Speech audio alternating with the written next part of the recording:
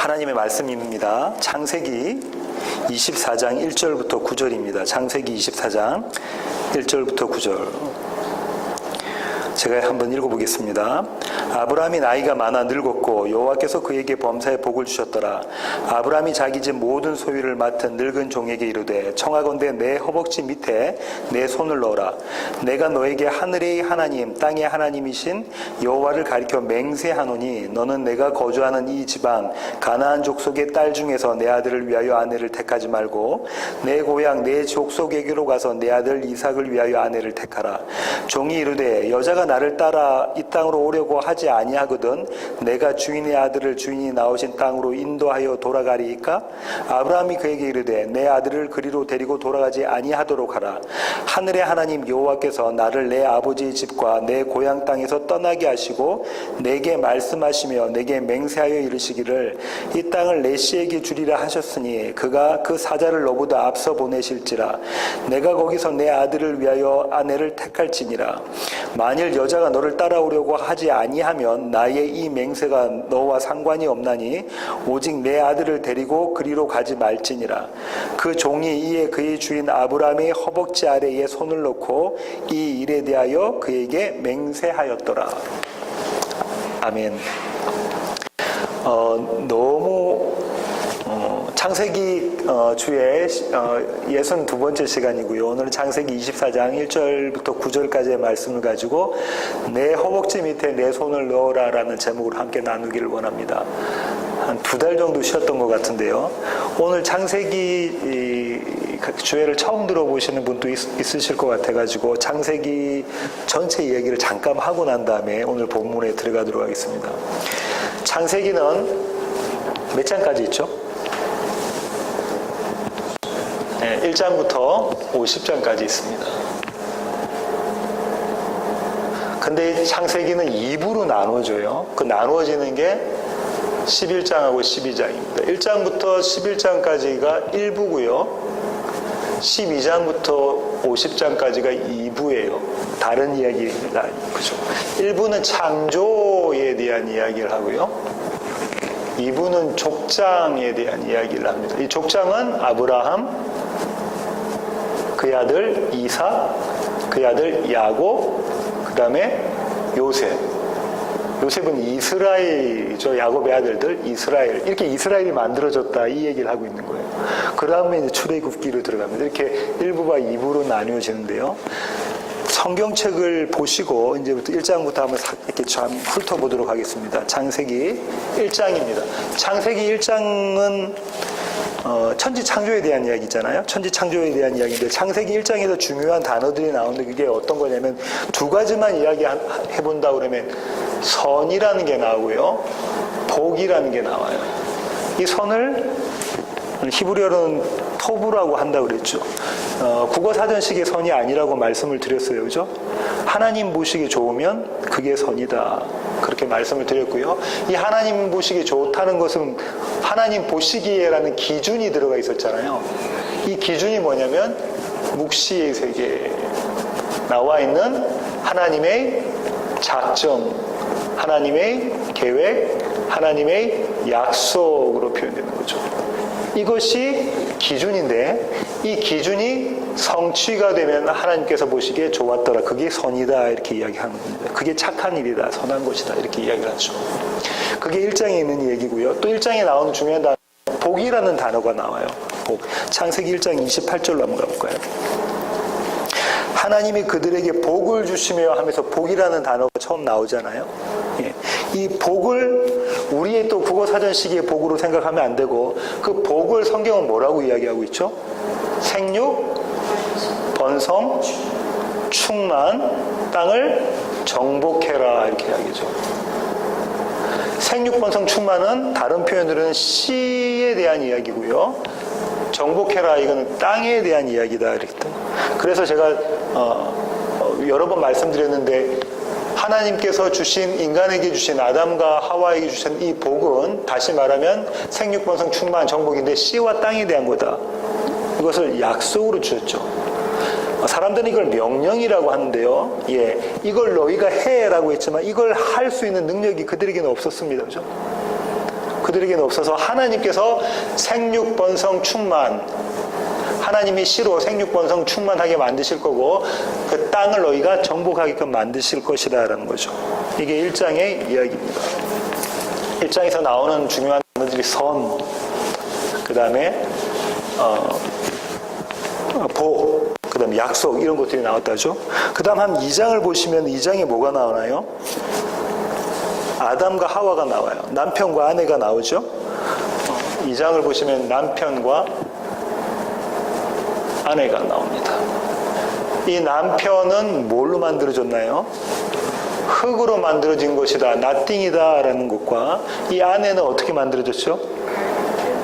예, 누구를 재우고 난 다음에, 남편을 재우고 난 다음에 그 갈비뼈로 만들어졌다. 그래서 옆구리. 이것을 신학자들은 어떻게 이야기하냐면, 예수 그리스도가 돌아가시고 그 옆구리에 창이 찔리는 모습으로 교회가 탄생되는 그림이라고 말씀을 드렸죠. 남편과 아내에 대한 그림이 그려져 있습니다. 그 다음 3장을 보시면 첫사람들이 타락을 하게 됩니다. 그죠? 첫사람들이 타락을 하는데, 첫사람들이 타락한 이유가 뭘까요? 왜 첫사람들이 타락을 하게 됐죠? 그렇죠. 맞습니다. 하나님처럼 되려고 했던 것이 그들이 타락한 이유다. 죄를 범한 이유가 된다죠. 그 다음에 중요한 것이 이제 여기서 창세기 3장 15절에 이른바 신학적으로는 원시복음이라고 하는 복음이 등장합니다. 원시복음. 이 원시복음은 어떤 거죠? 창세기 3장 15절 한번 보실까요? 제가 한번 읽어볼게요. 내가 너로 여자와 원수가 되게 하고 내 후손 또 여자의 후손과 원수가 되게 하리니 여자의 후손은 내 머리를 상하게 할 것이요 너는 그의 발꿈치를 상하게 할 것이니라. 제조가 되는데 여자와 뱀, 사탄이 대조가 되고 여자의 후손이 있고 뱀의 후손이 있는데 뱀의 후손이 여자의 후손의 뒤꿈치를 상하게 하는데 여자의 후손은 뱀의 머리를 상하게 한다. 이게 복음이잖아요. 예수 그리스도 이야기하고 있는 거니까. 이 얘기에 대한 그림이 그려져 있습니다. 그죠? 예, 그렇습니다. 그 다음에 21절을 보면은 그들이 입고 있었던 무화과 나뭇잎은 하나님께서 벗겨버리시고 희생제물을 이용해서 만드신 가죽옷을 입히신다. 계속해서 지금 복음에 대한 이야기를 각 장마다 지금 하나님께서 심어 놓고 계시는 거죠. 4장부터 5장을 한번 보시면 아까 3장 15절이 원시복음이 여인의 후손과 뱀의 후손의 대결 구도에 있잖아요. 대조가 되는데 이게 계속해서 이어집니다. 여인의 후손으로 나온 사람이 아벨이고요. 뱀의 후손으로 나온 자가 가인이죠. 이 그림이 계속해서 그려지고 있습니다. 이 족보들은 누구누구의 족보는 이러하더라, 누구누구의 계보는 이러하더라, 누구누구의 내역은 이러하더라라는 표현으로 계속해서 나오는 그 얘기, 그 문구가 딱 나오면 3장 15절에 있는 원시복음에 대한 이야기다라고 이해를 하고 계셔야 돼요. 성경에서 그 문구가 딱 나오면. 그렇습니다. 그 다음부터 이제 6장부터 9장까지 보면은 노아의 홍수에 대한 이야기가 나오잖아요. 노아의 홍수. 노아의 홍수 나오기 전에 뭐에 대한 이야기가 나오냐면은 여자의 후손과 뱀의 후손에 대한 얘기가 계속해서 나와요. 그죠? 근데 뱀의 후손에서 대표적인 사람이 가인이었잖아요. 가인이 그의 아들을 낳고 성을 쌓는데 성의 이름이 뭐죠? 에녹성이에요. 에녹성이라고 그러죠. 에녹성. 성을 쌓는다는 거는 내가 여기서 왕이다 이 말이에요. 견고한 성을 쌓아가지고 누구도 나를 침범하지 못한다. 내가 하나님이다라는 얘기를 하고 있는 거거든요. 그러고 난 다음에 가인의 후손으로 또 나오는 사람이 라멕이 등장합니다. 그죠? 라멕이 등장하면서 그 사람은 용사였고 아내도 둘 데리고 있었고 자기한테 조금 해코지 하는 사람이 있으면 어떻게 버리죠? 죽여버렸던 자예요. 힘이 있는 사람이었기 때문에 용사였기 때문에. 이게 뱀의 후손에 대한 얘기인데 이렇게 대조를 하고 가면서 노아의 홍수 이전에 어떤 장면이 나오냐면 6장 한번 보세요. 6장 3절 보면은 4절 보면은 네피림이라는 자들이 이 라멕 뒤에 네피림이라는 용사들이 등장하게 되죠. 용사, 그죠? 이 가인의 그 계열에 있는 자들이거든요. 이 자들이 너무 이 세상에 많으니까 이 사람들은 다 악이잖아요. 하나님 보시기에 악.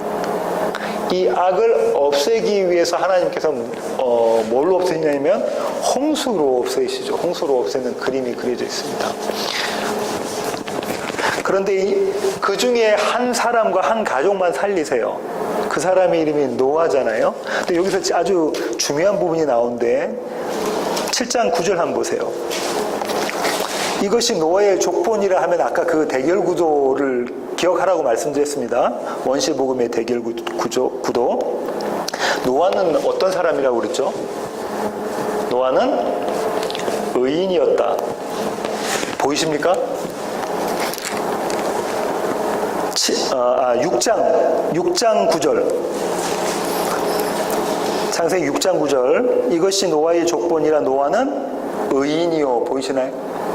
예, 노아는 의인이라서 그는 홍수에서 건져냄을 받죠. 근데 그가 의인이었던 이유가 있어요. 그게 바로 그 앞절입니다. 8절. 그러나 노아는 여호와께 은혜를 입었더라. 다시 그러면 무슨 말이냐면 노아는 의인인데 이 노아가 의인이 된 건 자기의 어떠함이 아니라 하나님의 은혜로 말미암아 의인이 되었다라는 게 나오죠. 이 의인이 구원받는 거죠. 그러면서 그러면 이 노아가 막 그 오랫동안 방주를 쌓고 한 거가 다 누구의 능력이라는 거예요. 누구의 지혜와 누구의 능력? 하나님의 능력과 하나님의 지혜라는 거예요. 은혜를 받았기 때문에 그걸 하는 거예요. 제정신 갖고는 그걸 못하죠. 저와 여러분 보고 산꼭대기에 그 배 지으라고 하면 짓겠습니까? 평생에? 제정신 갖고 못하는 걸 할 수 있는 이게 뭐냐면 하나님의 은혜를 받은 자가 그렇게 하는 모습이요. 그러고 난 다음에 비가 쏟아지죠. 며칠 동안. 40일, 40주야, 이 광야에 대한 이야기를 하고요.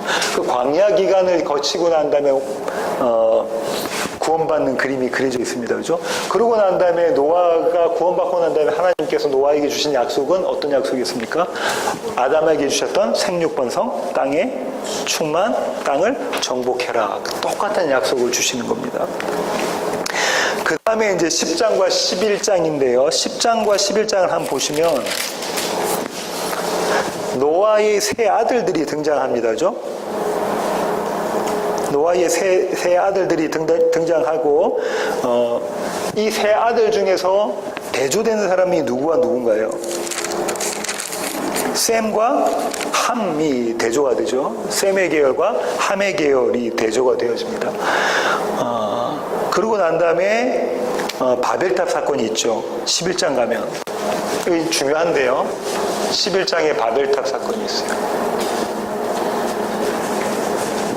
이 바벨탑 사건에서 이들이 바벨탑을 쌓았던 이유가 뭡니까? 바벨탑을 쌓았던 이유가 뭐죠? 하늘에 닿게 하려고. 다시 말하면 하나님 되려고. 계속해서 창세기 3장부터 해서 계속해서 반복적으로 나옵니다. 하나님 되려고 바벨탑을 쌓습니다. 그때 하나님께서는 바벨탑을 무너뜨리시고 어떻게 하시죠? 또 한 가지 하신 게 뭐예요? 언어를 막 이렇게 흩어버리시죠. 그래갖고 이 각기 모였던 사람들이 언어가 다 다르니까 다 흩어져서 살게 됩니다. 이 그림이 그대로 반대로 나와 있던 데가 어디냐면 사도행전 2장 1절부터 읽어볼게요. 오순절 날이 이미 이름에 그들이 다 같이 한 곳에 모였더니 호련히 하늘로부터 급하고 강한 바람 같은 소리가 있어 그들이 앉은 온 집에 가득하며 마치 불의 혀처럼 갈라지는 것들이 그들에게 보여 각 사람이 하나씩 임하여 있더니 그들이 다 성령의 충만함을 받고 성령의 말하게 하심을 따라 다른 언어들로 말하기를 시작하니라. 다른 언어로 이야기하는 그림이 그려져 있다, 그죠? 언제? 오순절. 성령 강림. 오순절 성령 강림이 담고 있는 게 두 가지가 있는데 하나는 이때 방언으로 말하고 또 한 가지는 3,000명이 믿게 되었다.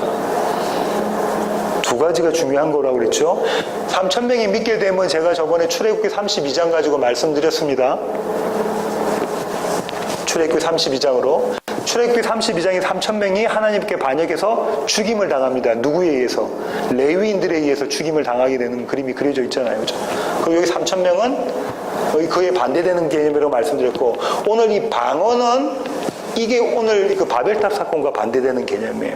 이때는 이들이 하나님과 대적해서 심판을 받았는데, 이 그들이, 동일한 그들이 방언으로 말하게 됩니다. 근데 이 방언으로 말한 게 뭐냐면, 복음이라. 하나의 의미를 가지고 있는, 여러 말로 말하지만 하나의 의미를 가지고 있는 복음이라는 거예요. 그러면 사도행전 2장에서 뭘 하게 되냐면 바벨탑 사건과 오순절 사건 두 가지 다 경험하게 됩니다. 십자가와 빈 무덤을 동일하게 경험하게 됩니다. 어떻게 해요? 내가 예수 십자가에 찔러 죽인 자 맞아요. 와 하나님께서 나를 구원하시는 그림이 동시에 들어가 있죠. 그렇습니다. 그렇게 해서 창세기 1장부터 11장의 일부가 끝이 나요. 일부가 끝이 나고 12장부터 시작해서 50장까지가 아브라함과 이삭과 야곱, 그의 아들 요셉의 이야기, 야곱의 12아들들의 이야기가 쭉 펼쳐집니다. 중요한 거는 동일한 내용이 아브라함의 얘기가 이삭에도 나오고, 이삭의 얘기가 야곱의 얘기도 나오고 계속 반복적으로 나온다는 거예요. 그 얘기를 잘 이해하셔야 되는데, 아브라함을 먼저 잘 이해하셔야 돼요. 이 아브라함은 약속, 믿음 이런 것과 연관이 되어져 있잖아요. 아브라함은 믿음의 조상이라고 하는데, 이 믿음의 조상이 된 아브라함은 뭐에 근거하냐면 하나님의 약속에 근거한 겁니다. 그래서 바울이 계속해서 그 얘기를 하죠. 그죠? 히브리서 기자도 이야기하죠. 아브라함은 믿음으로, 사라도 믿음으로, 자꾸 그 얘기하고 있단 말이에요. 그 믿음이 뭐냐면 하나님에 대한 믿음인데, 구체적으로는 하나님께서 주신 약속에 대한 믿음이었죠. 그 약속이 뭐냐면 12장 1절부터 3절까지 나와요. 창세기 12장 1절부터 3절까지. 제가 한번 읽어볼게요.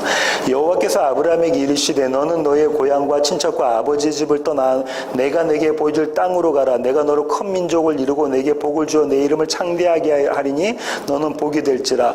너를 축복하는 자에게는 내가 복을 내리고 너를 저주하는 자에게는 내가 저주하리니 땅의 모든 족속이 너로 말미암아 복을 얻을 것이라 하시니라. 하나님께서 아브라함에게 뭘 주셨습니까? 복 주셨습니다. 복. 이 복이 어떤 복이라고요? 민족을 이루게 하겠다, 씨 주겠다라는 것과 또 땅 주겠다라는 거다, 그죠? 가나안, 약속의 땅 주겠다. 이게 복이라니까. 이 복이 어디서 나왔었어요?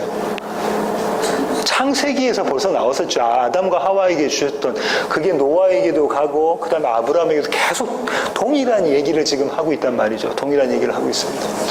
또 주겠다라는 이 씨와 땅 주겠다라는 하나님의 약속, 이게 복된 자인데, 이게 내가 너에게 주는 복인데, 이 복을, 이 약속을 네가 믿고 가라라고 이야기하시죠. 그래서 본토 친척 아버지의 집을 떠나서 약속의 땅으로 걸어와서 약속의 땅 안에서 아브라함의 삶이 쫙 진행되어져 간다 이 말이죠. 근데 이게 여러 우여곡절 끝에 이 우여곡절을 40년 광야 이렇게 볼 수 있어요. 40주야 비 내리는 것, 홍수, 예수님 같으면 40일 금식, 이 또 광야죠. 이 아브라함의 여러 우여곡절 끝에 이 하나님께서 주시겠다는 약속이 성취된 데가 어디냐면 21장이에요. 창세기 21장. 창세기 21장으로 빨리 한번 가볼까요? 창세기 21장 되면 시작을 어떻게 하냐면 이렇게 합니다. 여호와께서 말씀하신 대로 사라를 돌보셨고, 이 말씀하신 대로는 약속하신 대로라는 얘기잖아요. 약속하신 대로 사라를 돌보셔서 누구를 주시죠? 이삭을 주십니다. 씨. 그 다음에 쭉 더 내려가시면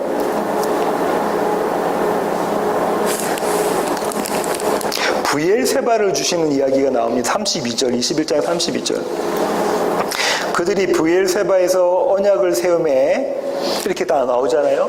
브엘세바, 이 브엘세바는 이스라엘의 남단 경계선이라고 말씀을 드렸습니다. 이때 하나님께서 땅을 주시죠. 우리 21장이 뭐냐면 씨 주겠다, 땅 주겠다 12장 말씀하셨던 것을 성취하는 장이 21장이에요. 창세기 21장.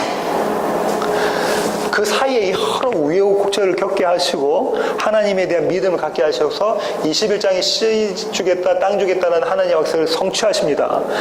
그런데 뜻밖에도 22장에 이 씨를 바치라는 이야기가 나와요. 이 씨를 바치라는 이야기가 나오고 그 유명한 여호와 이레라는 이야기가 나온다고. 그럼 왜 22장에 씨 바치라고 하셨죠? 왜 22장에 씨를 백세에 얻었던 씨를 바치라고 하셨을까요? 예, 네가 지금 알고 있는 이거 씨 주겠다, 땅 주겠다 이걸 우리는 복이라고 하는데 이게 국어사전식 세상적 복 아니다라는 거예요. 요렇게 맞춰버리면 어떻게 되냐면 욥이 잘 먹고 잘 살았다로 맞춰버리는 거라고요. 그렇게 되면 안 되잖아요. 그럼 모든 인류가 생각하는 이 복으로 아브라함이 풍성하게 얻었네. 아무것도 안 갖고 왔다가 아주 부자 되고 아이 놓고 잘 살았네로 끝나버리잖아요. 마치 동화처럼 그걸로 끝나는 거 아니고 22장에는 뭐냐면 이 복에 대해서 내가 해석해 준다라는 것이 22장이에요. 창세기 22장. 어떻게 해석해 주시냐면 여호와 이레라는 걸로 해석을 해 주십니다. 여호와 이레라는 것으로 해석해 주시는데요. 자, 21장으로 한번 가볼까요? 창세기 22장으로 한번 가볼까요?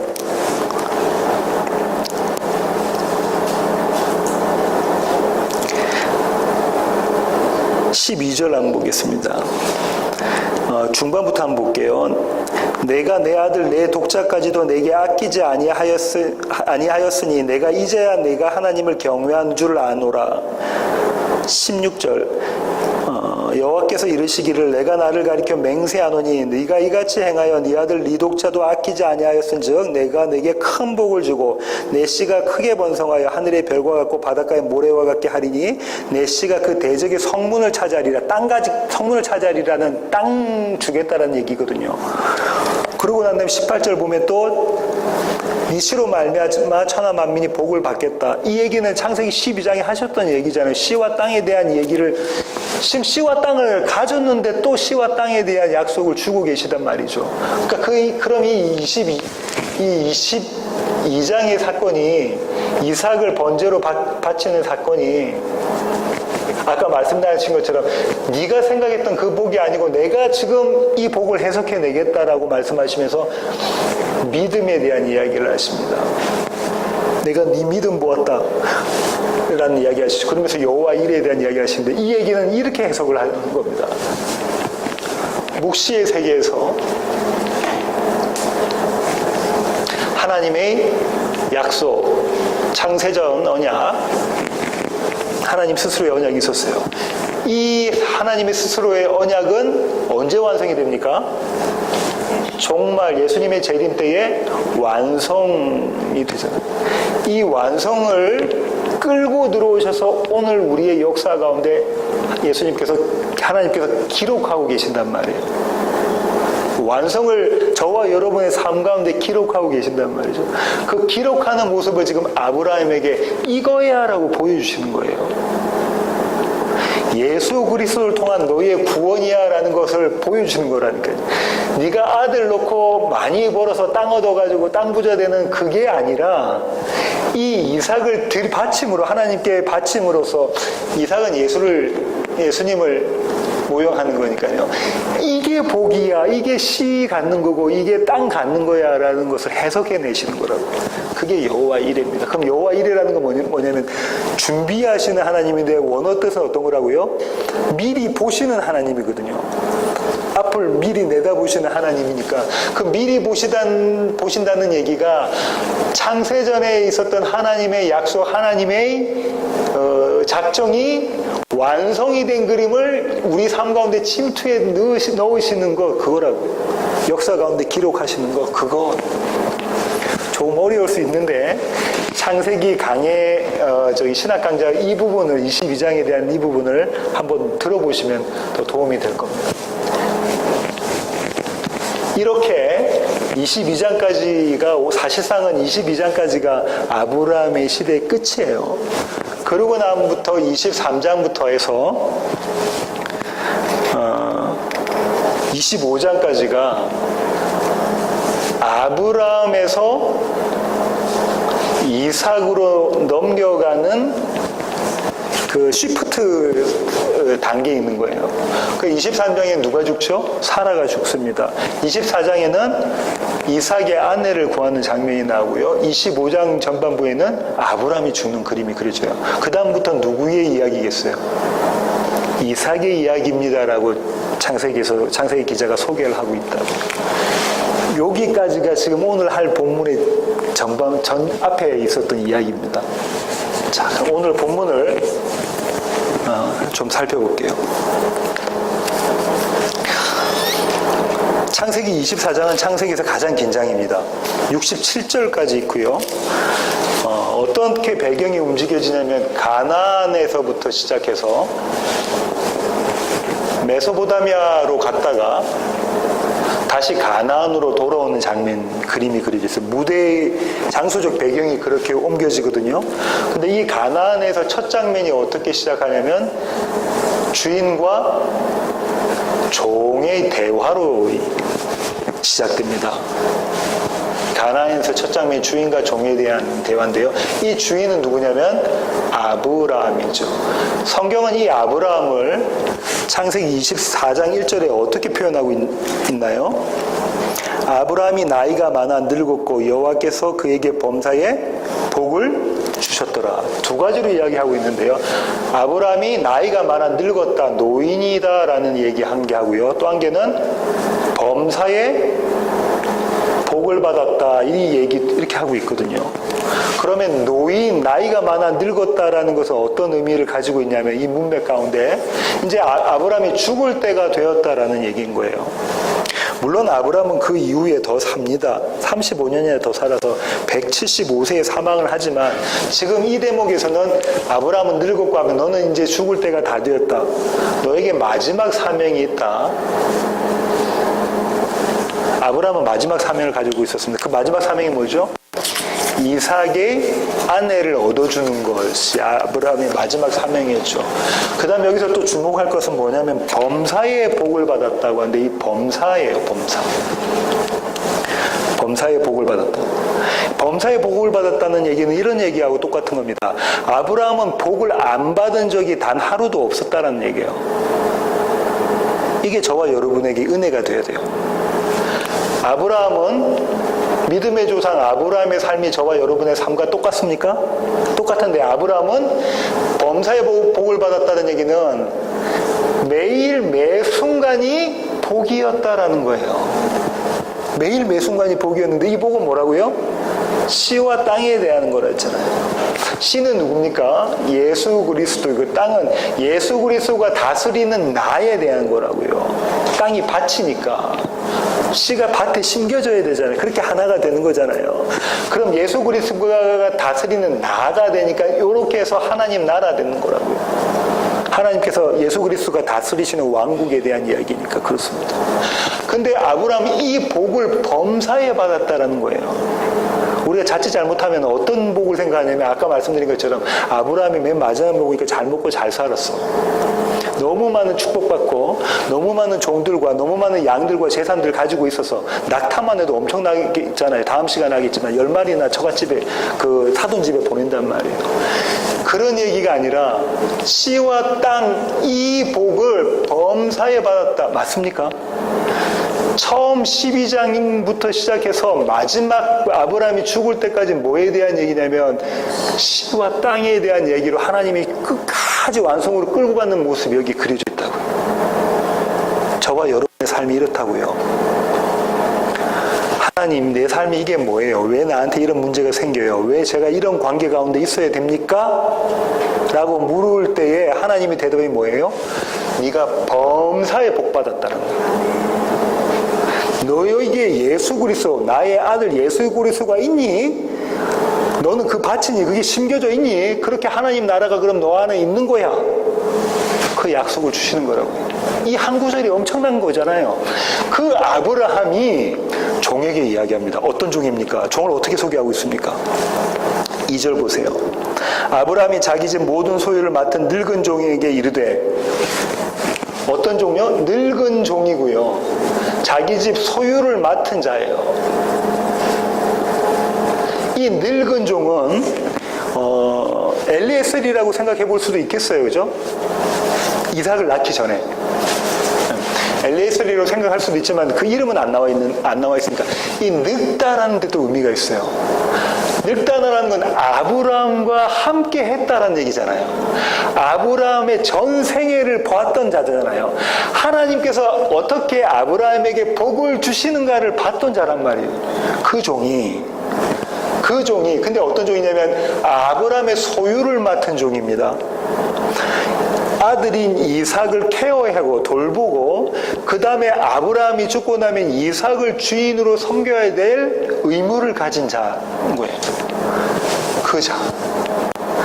그 주인이 그 종에게 이야기를 합니다. 명령을 줘요. 대화의 방법은 명령을 주는데요. 이 명령은 어떤 명령이냐면 네가 나에게 맹세하라라는 명령이에요. 맹세하라라는 명령입니다. 그걸 어떻게 표현하고 있냐면 이렇게 표현하고 있는데요. 한번 보겠습니다. 3절 한번 볼까요? 내가 너에게 하늘의 하나님 땅의 하나님이신 여호와를 가리켜 맹세하노니. 하나님을 어떻게 표현하고 있죠? 아브라함이 하늘의 하나님, 땅의 하나님 이렇게 표현하고 있습니다. 그죠? 물론 이것은 천지를 주관하시는 하나님 이렇게 볼 수도 있겠죠. 근데 그거는 조금 빈약한 해석이에요. 저는 어떻게 생각하냐면 하늘의 하나님과 땅의 하나님은 묵시의 하나님, 이 묵시는 역사의 하나님이죠. 묵시, 아까 제가 말씀드렸잖아요. 창세기 22장 얘기를 하면서 네가 지금까지 본 이거 하늘의 묵시를 이 땅 가운데 기록해 내시는 그 하나님에 대한 이야기입니다. 하늘의 하나님, 땅의 하나님. 이 종이 그걸 처음부터 끝까지 봤어요. 아브라함의 삶 가운데 하나님께서 약속하신 것, 그분의 묵시의 약속을 어떻게 이 땅 가운데, 역사 가운데, 아브라함의 삶 가운데 실현해 내시는가를 본 종이잖아요. 그 종에게 이야기를 합니다. 하늘의 하나님, 땅의 하나님 앞에 네가 맹세해라. 약속해라, 서약해라. 이 하나님이 어떤 하나님이었어요? 이 약속의 하나님입니다. 약속의 하나님, 맹세의 하나님 앞에서 네가 약속하고 맹세해 이렇게 이야기하는 거예요. 약속하고 맹세해 이렇게 이야기를 하고 있습니다. 어떤 방법으로 맹세를 하냐면요. 한번 볼까요? 2절. 청하건대 내 허벅지 밑에 내 손을 넣어라. 허벅지 밑에 손을 넣으라고 했는데 이거 좀 완곡한 표현이고요. 이 허벅지는 어떤 거냐면 나중에 한번 적어놓고 한번 찾아보십시오. 창세기 46장 26절, 출애굽기 1장 5절 보면 이 허벅지를 통해서 자녀들을 낳아요. 그럼 이 허벅지가 뭐겠어요? 이 허벅지는 남자의 성기입니다. 근데 성기라고 이야기를 못하니까 이 성기는 남자의 성기는 고환하고 음경으로 되어져 있잖아요. 이걸 이야기를 못하고 있는 거예요. 그래서 이제 허벅지 밑에 손을 넣어라 이 얘기는 지금 이런 겁니다.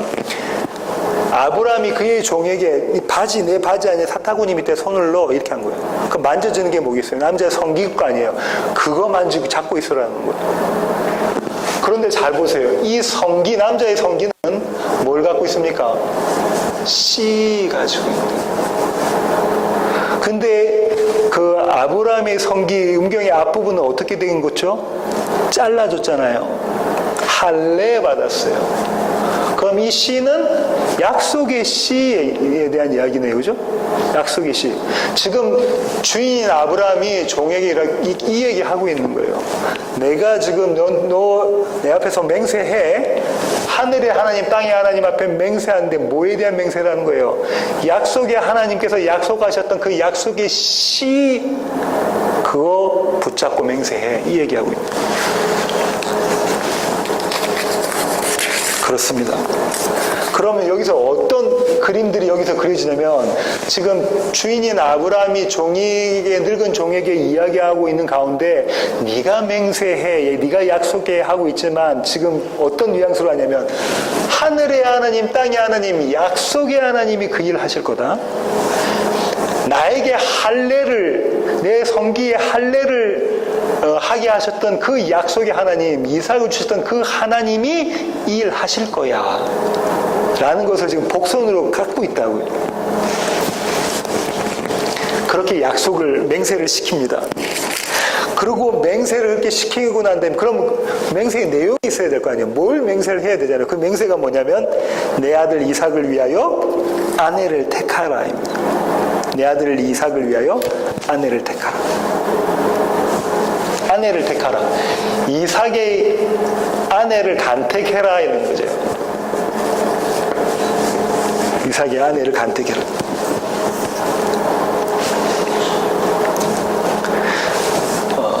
이 이삭의 아내를 간택하라라는 것이 여기서 요걸 한번 볼까요? 또 원래 창세기 12장 1절에서 뭐 해야 되냐면 복 주시겠다 하고 그 복이 씨와 땅에 대한 거잖아요.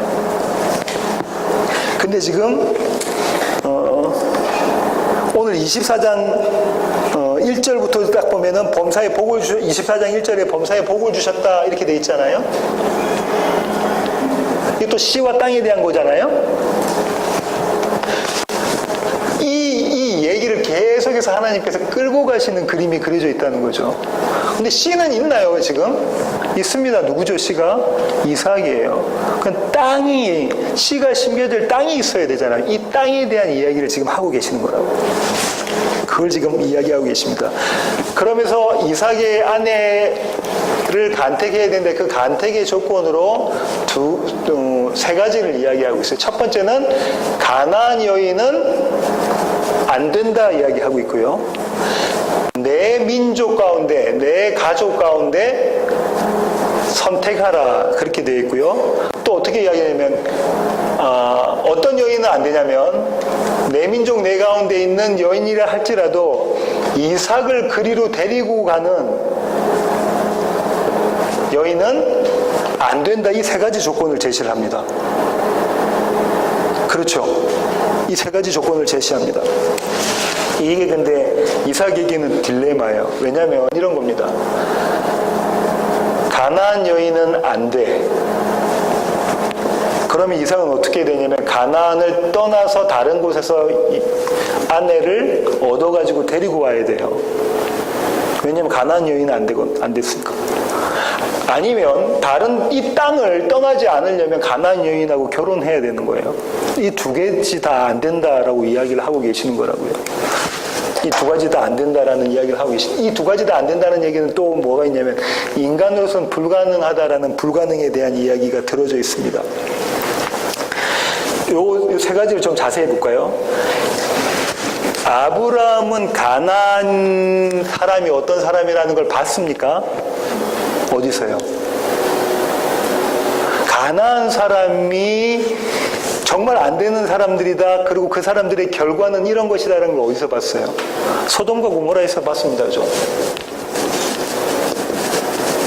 소돔성이 망하는 걸 보고 하나님의 택하지 않은 자들의 멸망을 받던 자잖아요. 약속이 없는 자들이 멸망을 받던 자들이잖아요. 이 여인은 안 돼.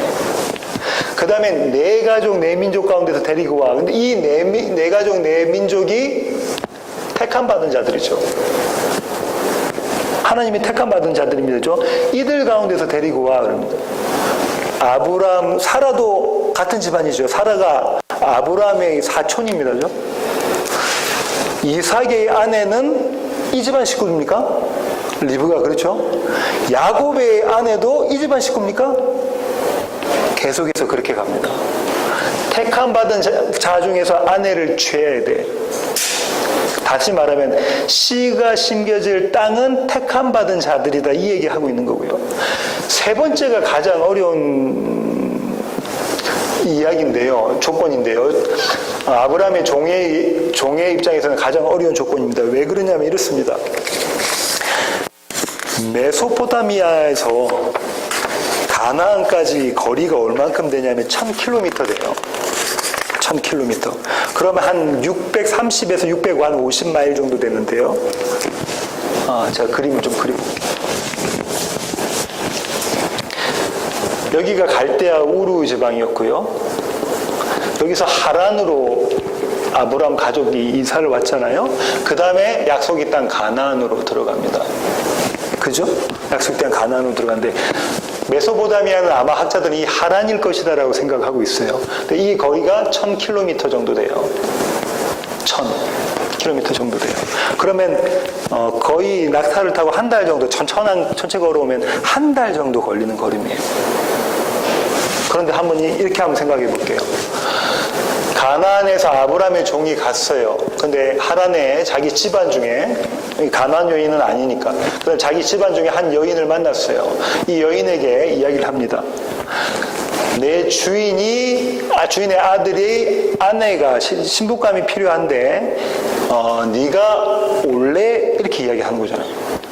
그럼 이 여인은 보지도 못했던 남편이잖아요. 그 남편이 어떻게 생긴지도 몰라요. 절름발인지는 뭐 어떤지도 모르는데 약속만 믿고 걸어와야 돼요. 한 달 동안. 그럼 이 여인이 대본에 할 수 있는 세상적인 말이 뭐겠습니까? 내가 그 사람 한번 보자는 거죠.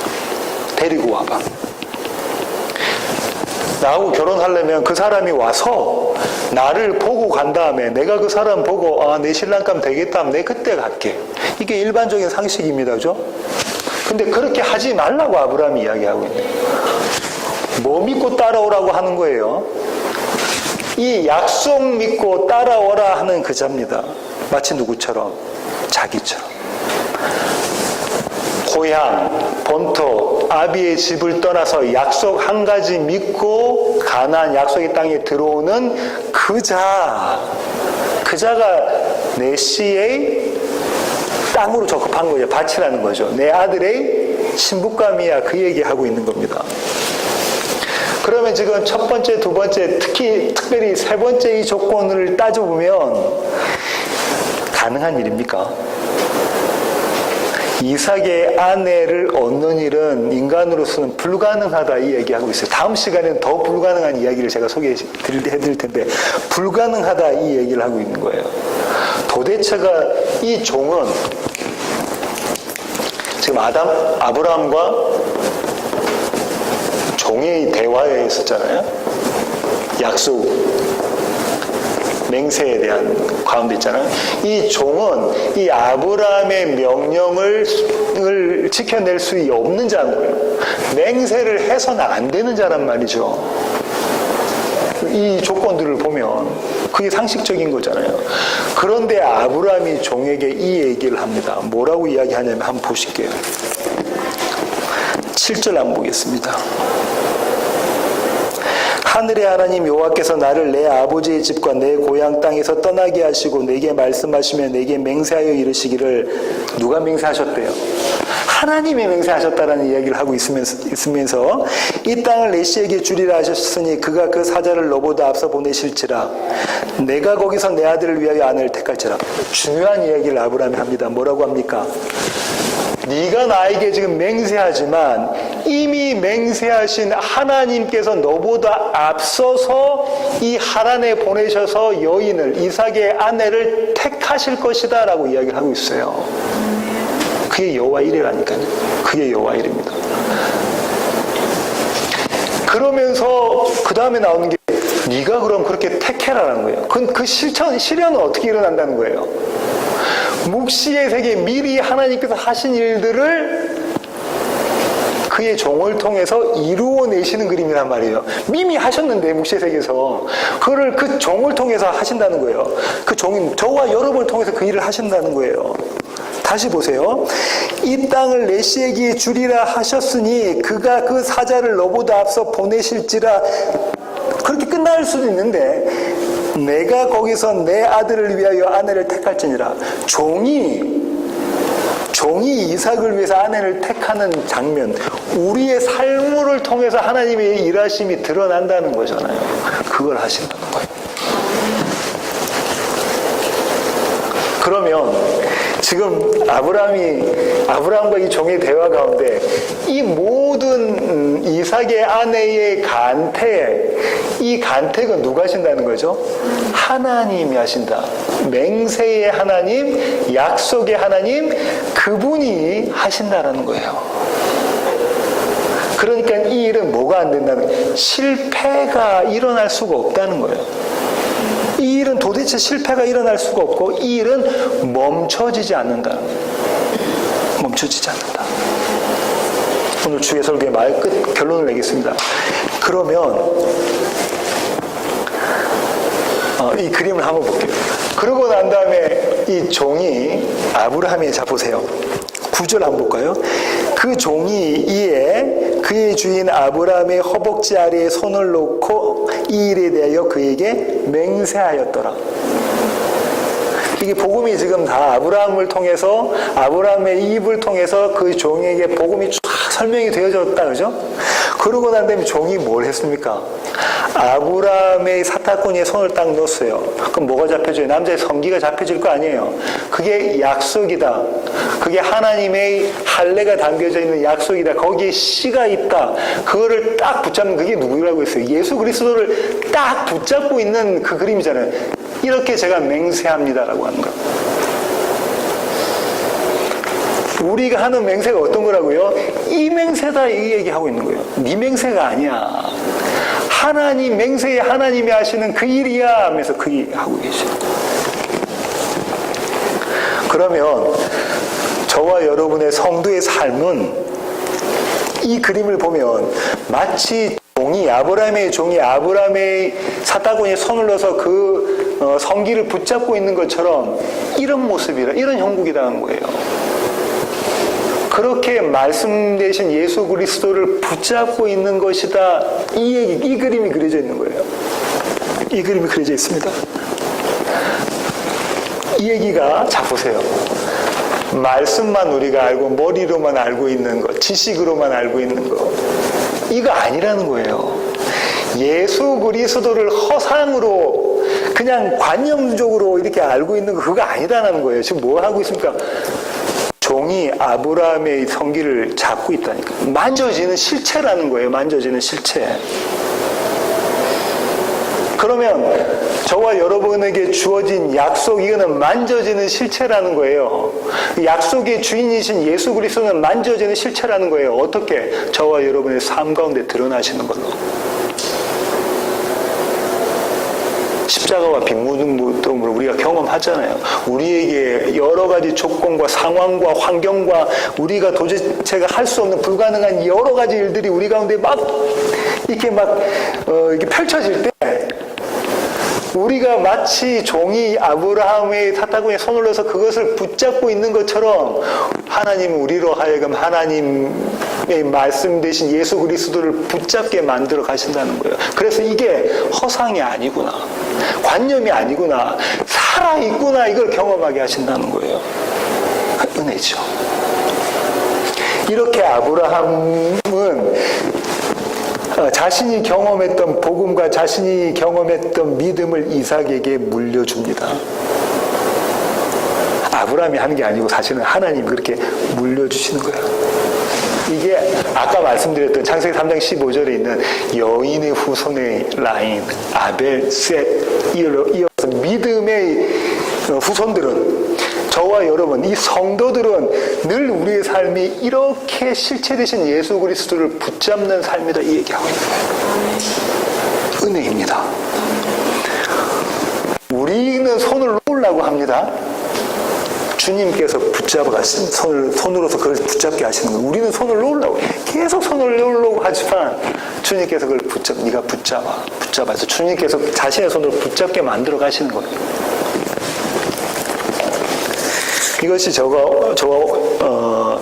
내 허벅지 밑에 내 손을 넣어라, 예, 개념입니다. 다음 시간에는 이 간택하는 장면에 대해서 살펴보도록 하겠습니다. 기도하시겠습니다. 하나님, 그렇습니다. 하나님, 우리는 날마다 헛맹세하면서 하나님께서 맹세하라고 하셨던 것들을 지켜내지 못하는 모습입니다. 하지만 하나님은 우리 가운데 하나님의 약속을 붙잡으라고 말씀하십니다. 내 허벅지 밑에 손을 넣으라고 말씀하십니다. 그렇게 실체되어지는 예수 그리스도를 붙잡으라고, 말씀을 붙잡으라고 하나님 말씀하십니다. 하나님, 이것이 은혜입니다.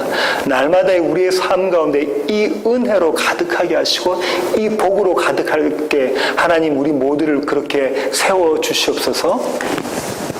이제는 우리 주 예수 그리스도의 놀라우신 구원의 은혜와 크고 극진하신 하나님의 사랑과 우리 안에 내주하셔서 내 허벅지 밑에 손을 넣으라고 말씀하시는 성령님의 충만하심이 이제 주님 앞에 머리 숙인 세워지는 교회 모든 지체들 머리 위에 이제로부터 영원토록 함께 하시기를 예수 그리스도의 그 귀하신 이름으로 간절히 축원하옵나이다. 아멘.